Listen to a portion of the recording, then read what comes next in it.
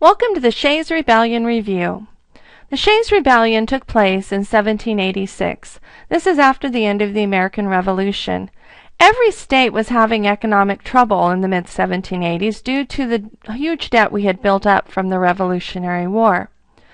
The Massachusetts legislature voted the heaviest direct tax in its history as a way of trying to overcome this huge debt and be able to pay it off.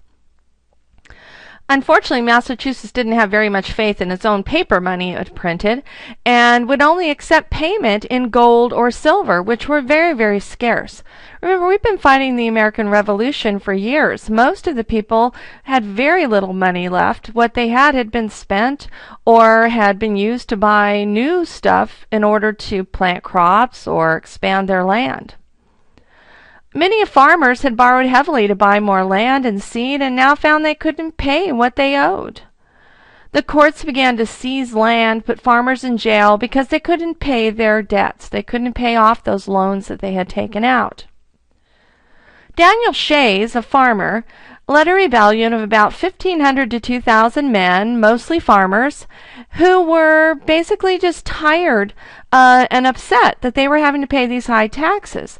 They went to the government asking for some debt relief, and the government didn't acknowledge them or in any way try to help. They figured, hey, we just fought a revolution with England about taxes.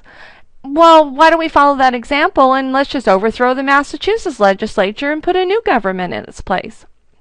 Since the government did not help them, they decided that the best thing they could do would be to march on the courts that were taking the farmers' land, foreclosing on their property, and sending them to debtors' prison because they couldn't pay their debts.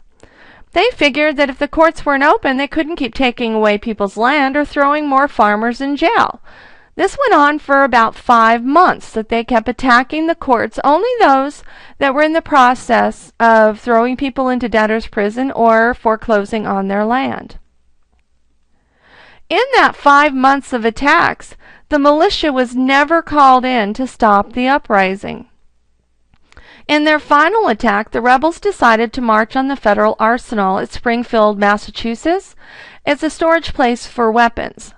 Finally, the governor of Massachusetts figured he better do something, and about 900 state militiamen were sent in to stop the uprising. They were able to keep them from getting into the arsenal.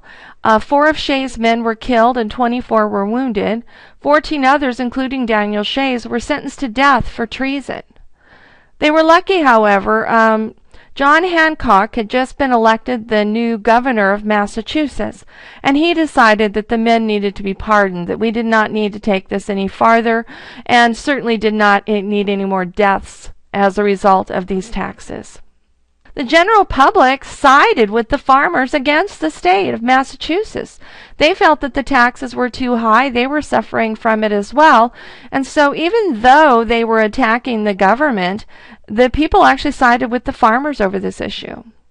Massachusetts was very close to chaos because of these taxes and the various rebellions that were going around. The Federalists, remember, those are the people that believed in a strong national government, used Shays Rebellion as an example of civil unrest. They argued that a strong national government was needed in order to settle this kind of dispute. Shays Rebellion had proved in their minds that the federal government under the Articles of Confederation was simply too weak, and a stronger national government was needed. And many of them called for a constitutional convention in order to fix the Articles of Confederation. And they finally agreed to do that. And there you have Shays Rebellion.